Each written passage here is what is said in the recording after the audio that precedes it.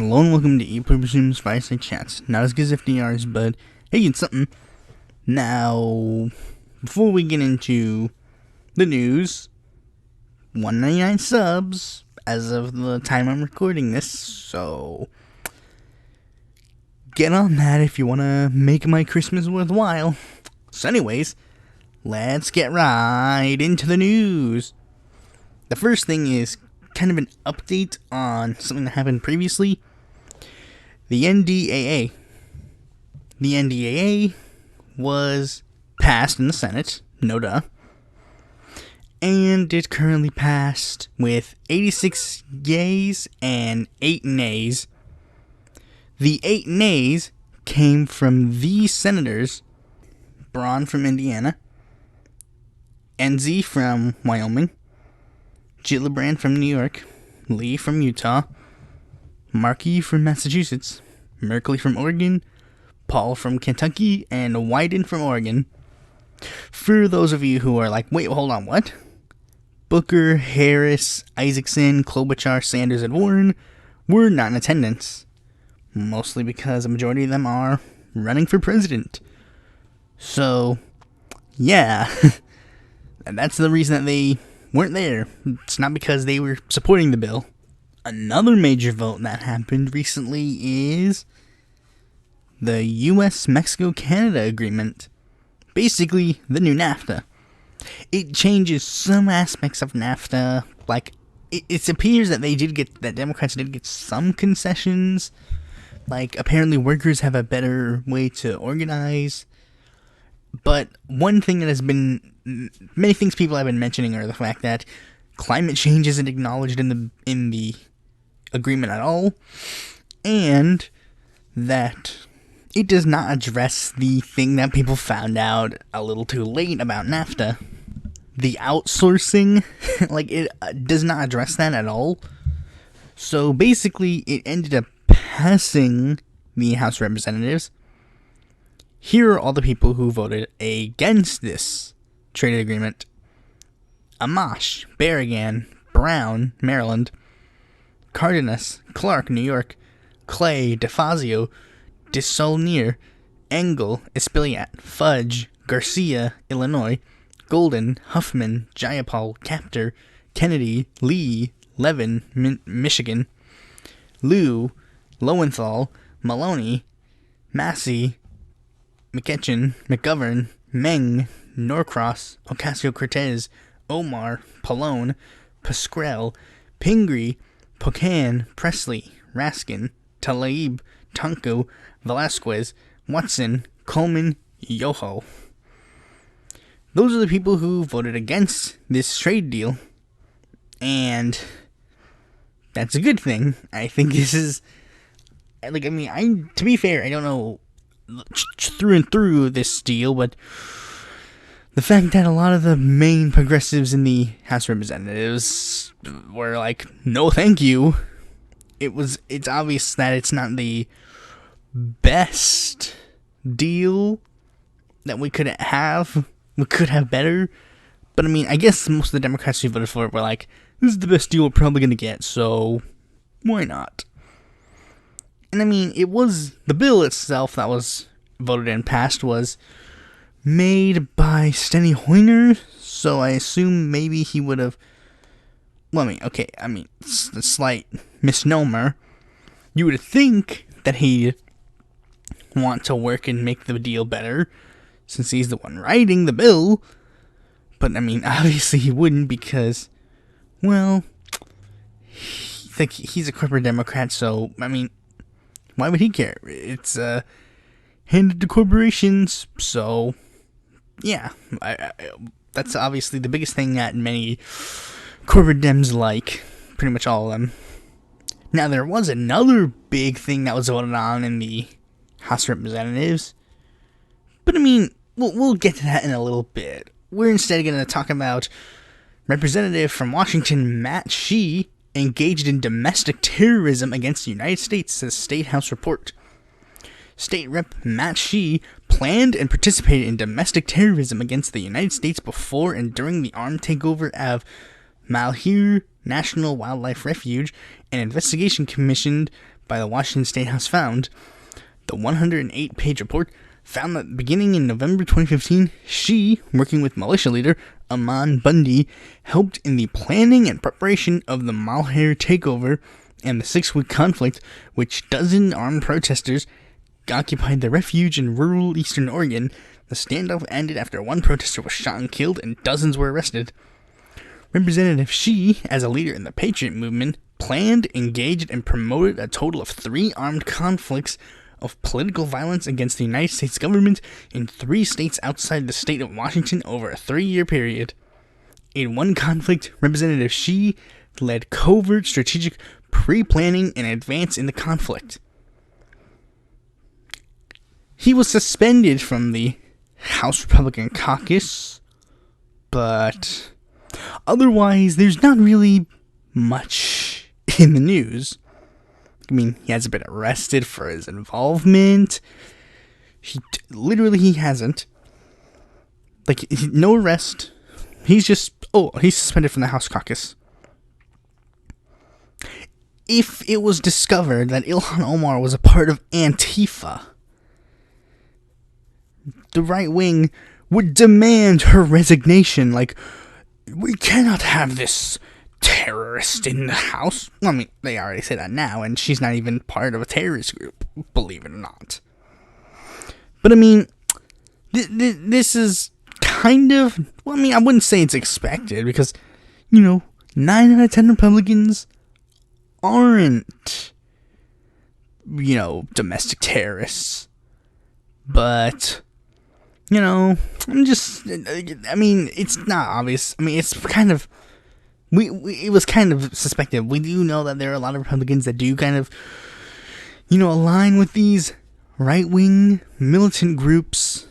It was inevitable that one of them was going to be part of one.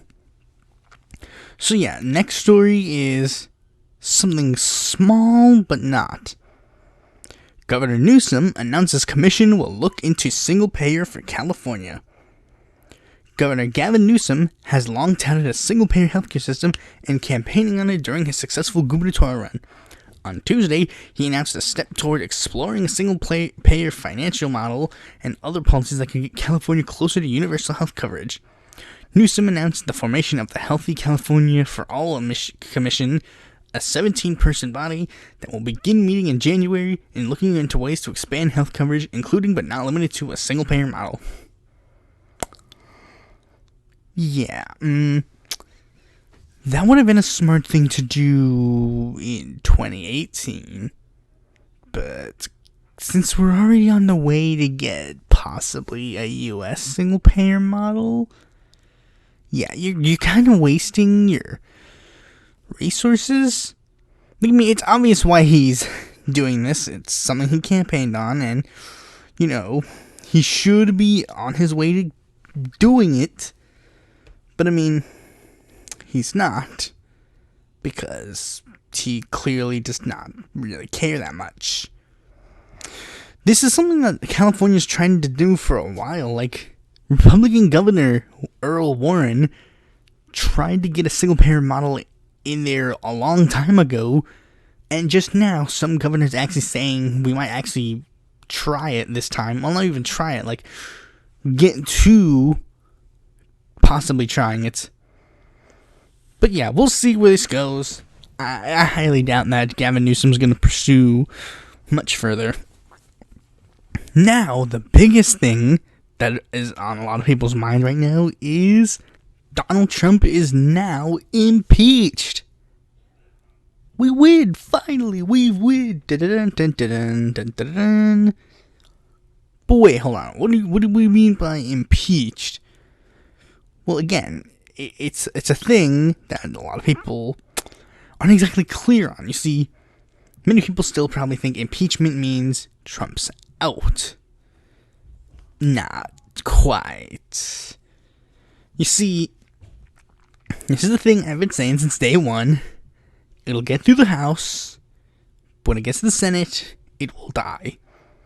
Now, normally, I'd be okay with, doing something good for the sake of Like, I mean, even if it's gonna fail, try to pass something good and let people know, because, like, let's say there was a single payer, like, say there was a Medicare for All bill, and then, it gets through the House because House is Democrat controlled. Let's just pretend that they'd vote for it. But then it gets to their Senate and it dies.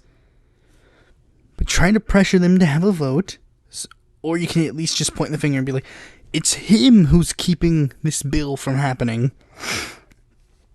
Point the finger. But with impeachment, it's a little different, because impeachment, this kind of stuff, it's almost in a damned if you do, damned if you don't situation. Like, if it gets through and Mitch McConnell actually does do a Senate trial, and then he is exonerated, Trump will be like, exonerated. But I mean, apparently Pelosi is holding the impeachment articles and is not even giving them to the Senate. I mean, I don't 100% know why, but that's apparently something she's doing now. But okay, but these are kind of the theatrics of it. What about, like, what is truly 100% sure? Okay, here's what we know for 100%. There were 2 articles of impeachment. One for doing a crime, and the second for obstructing Congress from investigating obstruction of justice. 203 members of the House voted yes on Article 1. 197 voted no. 1 voted present. That is for the crime itself. But for the obstruction charge, 229 people voted yes. 198 voted no. And 1 voted present. Now, it was mostly a party line vote. The Republicans voted one way, Democrats voted the other. There were only a couple exceptions. First, Justin Amash voted yes on both articles of impeachment, and he is an independent. Then, Colin Peterson and Jeff Van Drew voted no on both articles of impeachment. Jeff Van Drew is now a Republican, so technically it's just one Democrat who did, but Jeff Van Drew was a Democrat at the time, so he counts. Jared Golden voted no on the second impeachment, whatever. The second article. He apparently didn't think Trump was obstructing justice. I mean, I don't know. Technically, I think, to be fair, that is the one you can 100% say that he did, to an extent. Maybe not on this particular Ukraine instance, but there's definitely been some times where he's definitely been, like, trying to be like, no, this is stupid. I mean, technically, I guess you could say it doesn't count as obstruction because he's just like, this is stupid, I don't know why we're wasting our money on this. But the one vote that everybody's been like, how dare you, is the one present vote, which is Tulsi Gabbard. Tulsi Gabbard apparently stated that she was looking into this, and one, she does believe that Trump did bad things, but due to the hyper-partisanship of this impeachment inquiry, she cannot in goodwill vote for the impeachment inquiry. But she wasn't going to give Trump a pass because she believes that Trump did do something wrong. So she voted present. Now, the first thing that many people were surprised about was, what the hell is present? What is this, like a classroom? Is she like, oh, here? Like, that was the first thing that got people mad. Like, they didn't even know what the hell a present vote was.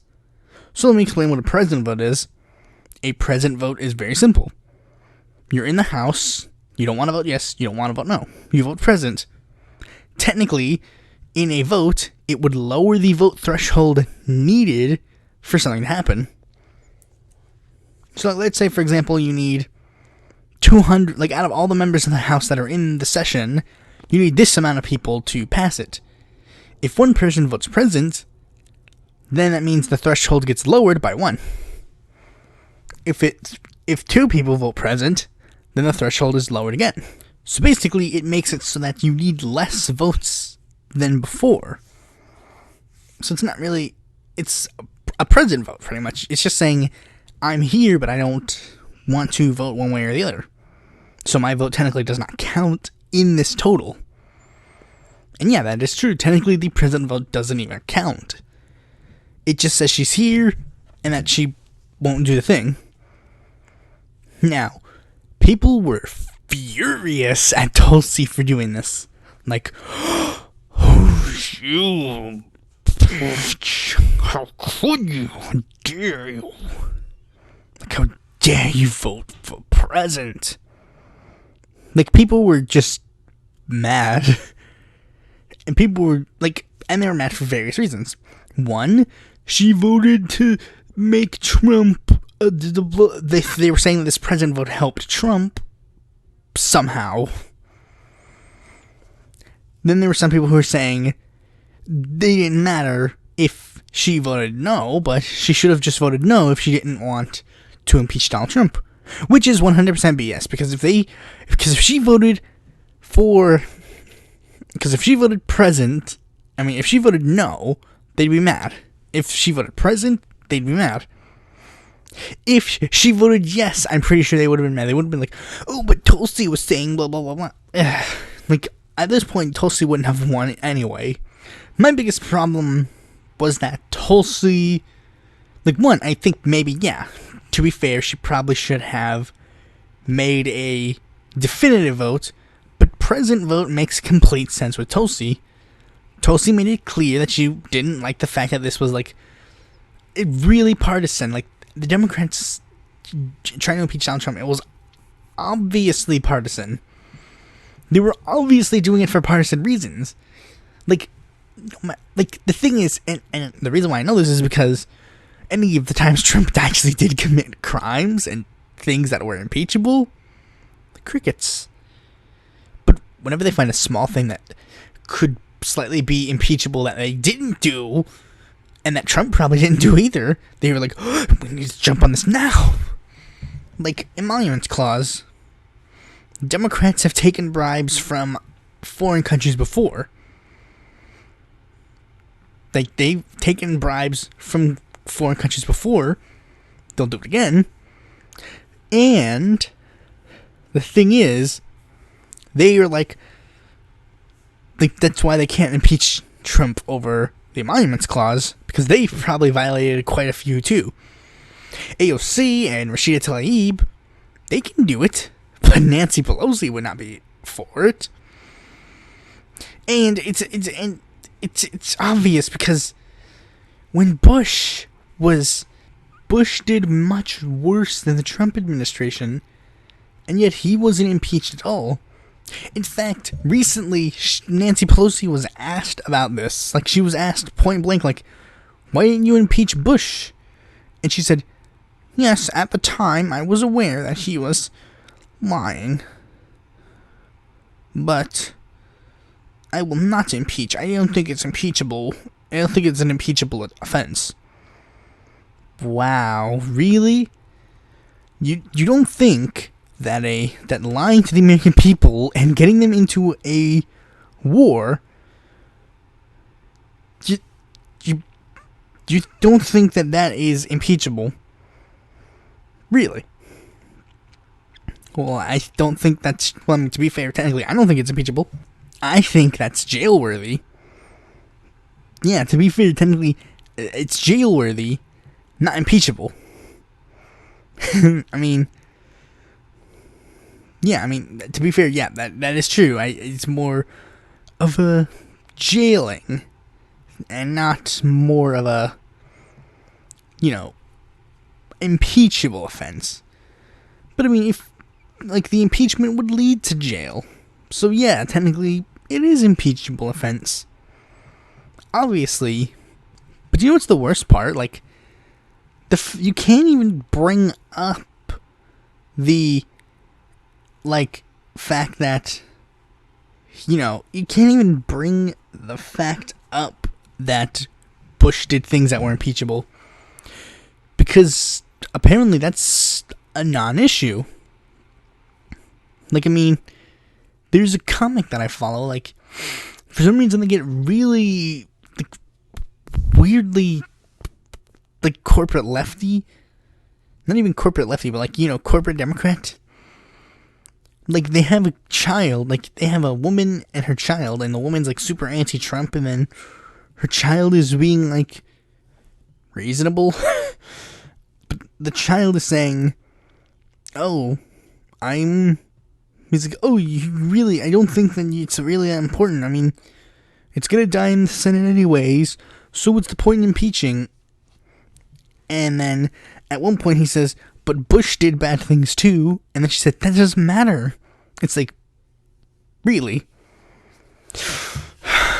That's the problem. Like, for some reason, the war is not impeachable. And the thing is, Pelosi, she, like, one of the reasons that she brought up that Bush couldn't be impeached was, like, she's like, it's his second term, bro.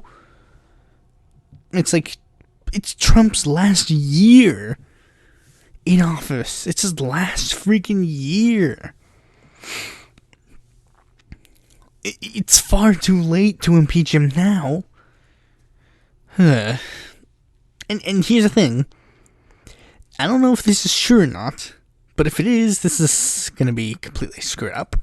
At least it's screwed up that Trump people believe this. But some pro-Trump Twitter accounts and pro-Trump Facebook accounts have been whistling the idea that maybe, just maybe, this means you can have a third Trump term. Let me explain. I don't know if this is true or not. Again, I don't know if this is true. But they made the claim that if impeachment goes forward and the impeachment fails, like you get impeached in the House and the Senate votes on it and it fails, it would then nullify your first term, making it so that you can technically run for 2 more terms.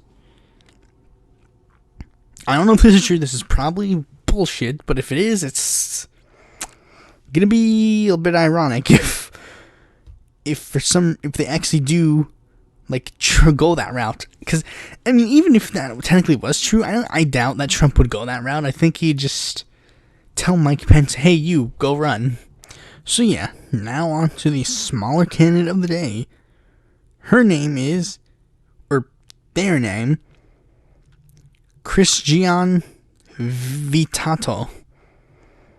They are running with a political party called Our Party American Liberation. It's obviously a smaller political party, so let me just rattle off their platform. Abortion, deeply critical of the practice of abortion. They have mixed feelings on it.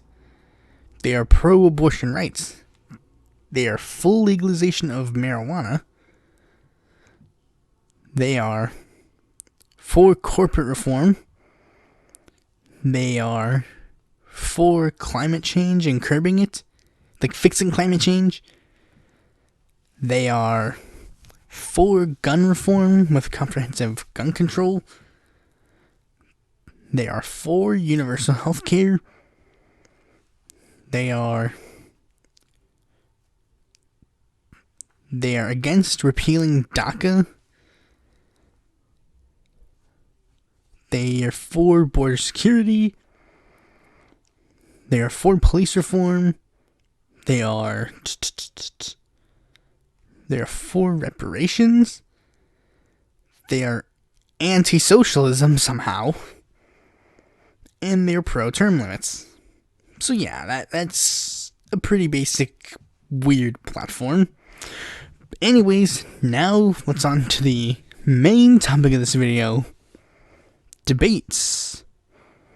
The 6th debate has come and gone. How did it go? Did I think it was good? And to be fair, it wasn't until late in the debate that I was truly being like, oh, okay, now it's getting interesting. Because before that, it was mostly average. So yeah, I guess I'm just gonna go straight into the breaking down. There were 7 candidates on the debate stage, and I'm gonna rank the candidates based on how well I think they did. So yeah, first I'm gonna start off with the biggest loser of the night. The biggest loser, 100%, is Tom Steyer. Why? Well, very simple. Tom Steyer had literally nothing. Like, seriously, he had nothing. Like, seriously, he just had zilch. And whenever he tried to do something, like, impactful, it was mostly, like, basic stuff, like, we need to stop the corporations from taking over our government. It's like, really, a billionaire is going to say, we need to stop rich corporatists from ruling our government? This guy's going to sit here and lecture us about that. Really? I mean, it mostly came off as inauthentic and just, like, no, this guy is not needed. And he didn't really have that, out of all the candidates, he had the second lowest time, I think. But yeah, I mean, he otherwise did just no.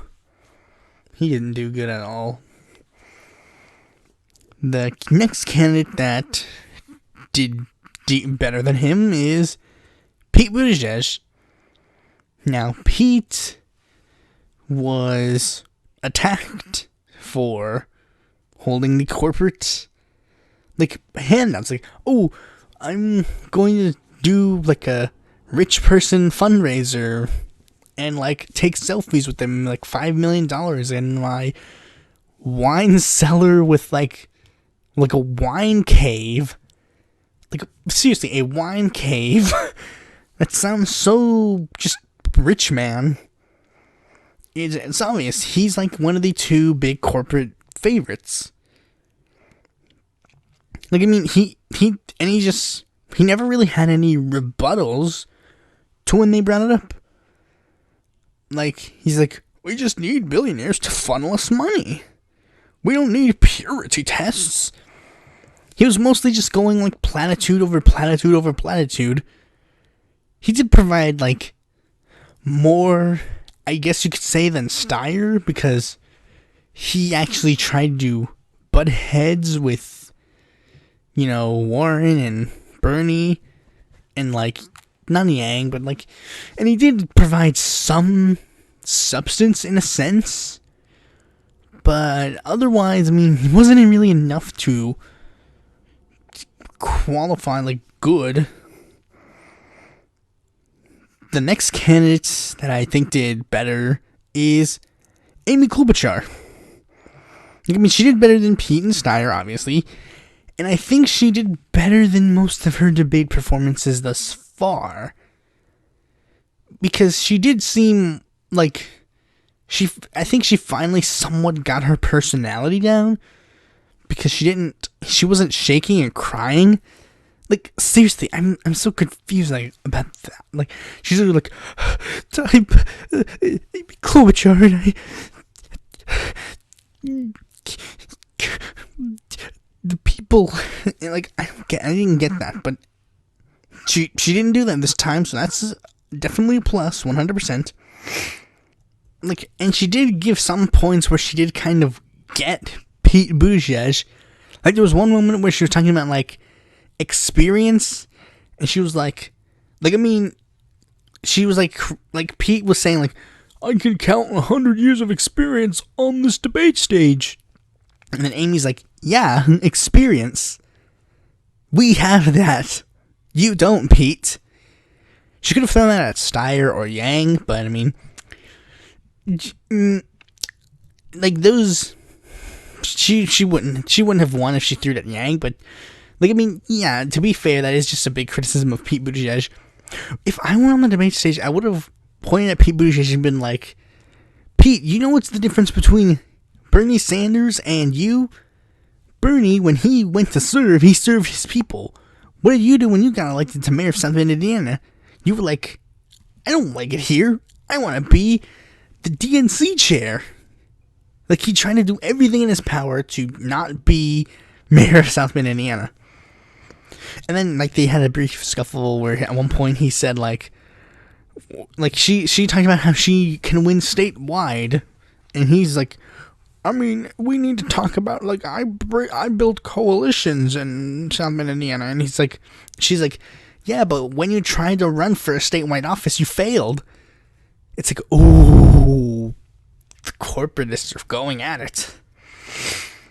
But yeah, I'd say those three that I just listed, they did bad. Like, they're not going to be winning anytime soon. Amy, at the very least, kind of pulls off into the okay category.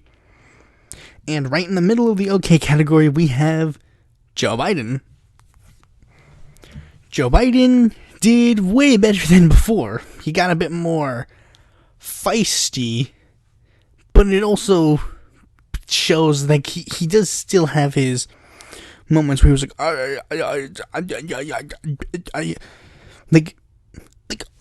yeah, I forgot he literally did do that on the debate stage. I just remembered he did do that. He was recounting a story of a kid with a stutter. And he was literally going like, I can't talk. He literally did that. It's like, what? What, dude, seriously, why would you do that? That's weird. Maybe he was just trying to buy himself time. And like, shit, I forgot where I was going. Like, it's weird. And there were weird moments where he went, like, super, like, it shows his age, like, being like, we need to be mad at China. China is evil.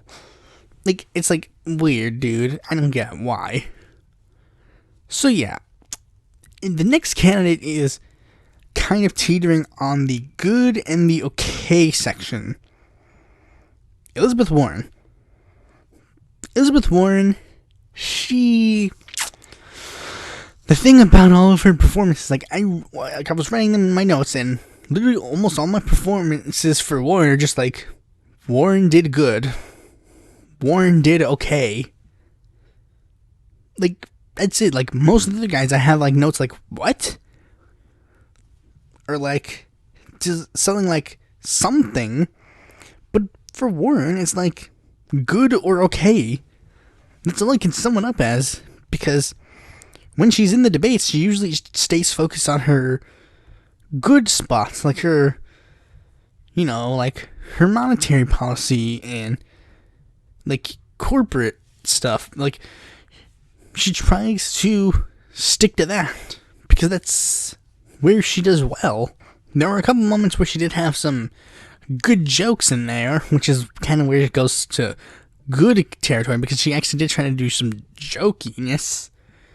Like, there was one moment where it was like, Warren, if you were elected, you would be the oldest president in history. And she's like, yes, but I would also be the youngest woman ever elected to president. And everyone was like, ha ha ha, that's funny.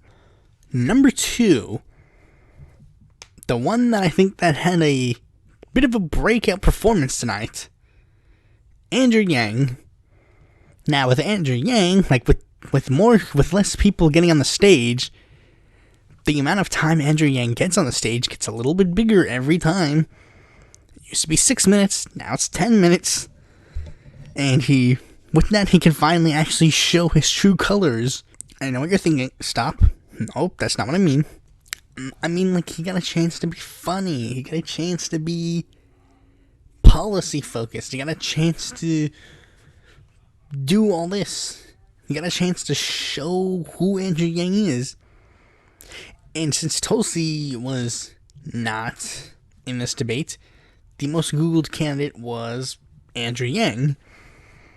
And it makes sense. Andrew Yang went from a small nobody candidate that got mentioned on my show when he entered the race to now being in like the top 5.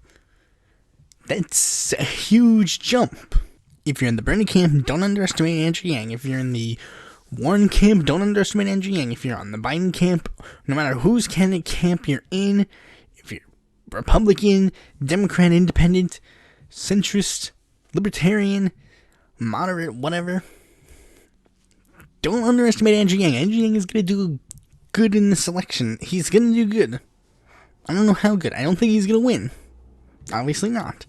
But he's going to do a decent amount. Like, he's going to do good. I wouldn't be surprised if the Bernie camp was like, going to Andrew Yang and be like, Secretary of Labor. I need you to be Secretary of Labor or whatever. But like Yang, he showed like really decent moments. Like, there was at one point where I wrote down like, he like says something and then he takes a stab at Pete. There was another moment where, like earlier in the debate, where they're talking about like how he's the lone candidate of color in the race. And then he says like, yeah, it stinks. But the reason why is because many people of color don't have disposable income. Do you know what would give them disposable income? How about a universal basic income? And people were like cheering as he like said like, it's because they don't have a disposable income, because everyone's like, oh, I know where this is going. Like, he does do it in a good way. Like, he ties things to his policies. Like, it kind of emulates another candidate. He always ties his, like, whatever the question is, he usually ties it to his question. Like, he ties it to his policies. It used to be annoying, but now it's kind of like, oh, I get it now. It's making a lot more sense. He's doing it in a, now that he's been in a couple of debates, he knows how to do it a bit more, like, off the cuff. Speaking of off the cuff, he finally listened to my biggest criticism of him. I mean, my biggest criticism of his debate performances. One of the things that always bugged me about Andrew Yang in his debates is that almost any chance he got, he'd be like, I have a wife and 2 kids at home, one of whom is autistic. Like, he'd say that over and over again. And it just didn't seem real. It didn't seem like real. It seemed like he was sitting at home in the mirror and he's like, you have a wife and kid at home, one of whom's autistic, one of whom's autistic, one of whom's autistic. Like, it sounded like he was saying it over and over again. But then, this debate, he did it in a way that was natural. And it was actually related to a question. There was a question about disability. And he was the second person that was asked. Steyer did terrible on that question for some reason. But he answered it reasonable. And he actually got to mention that his son has autism in a normal manner of speech. I mean, people were laughing with Andrew Yang when he tell jokes. Like, I mean, it's interesting. Look at me, and the weirdest thing is that he got a softball question. Okay, I mean, that's the second weirdest thing, but like, they gave him a softball question where it's like, you can either ask forgiveness or you can give a gift. Andrew Yang, you go. And he was just standing there and just like, he was just laughing because he didn't know what to say. It's like, what? And he's like,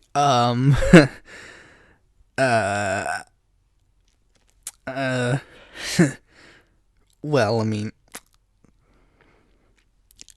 I'll give all the candidates on this debate stage my book, The War on Normal People, and it talks about the 4th Industrial Revolution and automation and how they're ruining everybody's jobs. It's like, Andrew, you're tying this back to policy. Boy, you're doing good. You're tying it actually to policy.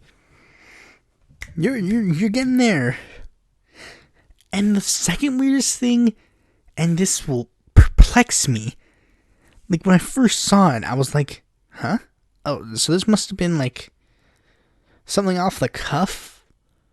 But like, in the first couple minutes of the debate, one of the moderators says, Mr. Yang, and then she started asking a question, and then we hear Andrew Yang go, no, I'm over here, because she's facing stage left, while Andrew Yang was on stage right. It turns out she was talking to Tom Steyer. Look, I'm not being racist, but I'm just saying, look at the people on the debate stage. If you were reading a roll call sheet, and you saw one of their names was Mr. Yang, would your brain immediately go to Tom Steyer? No! Like, if you saw me in a room full of white people, and then you didn't even know who I was, and you were just like, oh, one of them's last name is Mercado. You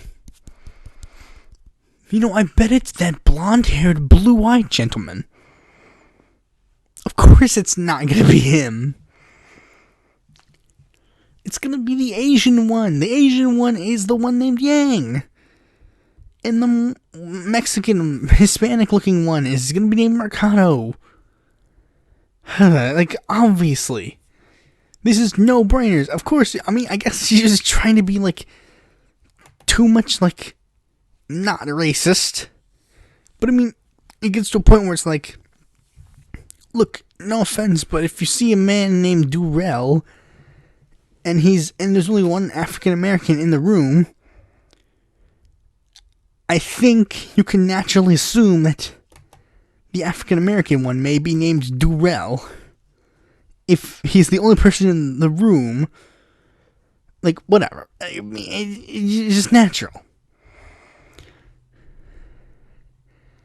And if there's someone named, like, I don't know, like, whatever, another ethnic name, like, if there's someone named Muhammad, and there's only one Arabic person in the room, I mean, it's just natural to assume that may be the person. I mean, you don't have to be like, oh, you're Muhammad. But, I mean, if you're calling out a person's name, I mean, I don't even get it. It's just weird. Why would you say Andrew Yang, Mr. Yang, and then look at Tom Steyer? Like, seriously. That is just not smart by any stretch of the word. So anyways, the next candidate that I think is the one who obviously won the debate is Bernie Sanders. He basically did what Andrew Yang did, but a little differently. Like, for one, he didn't only tie the questions to one policy.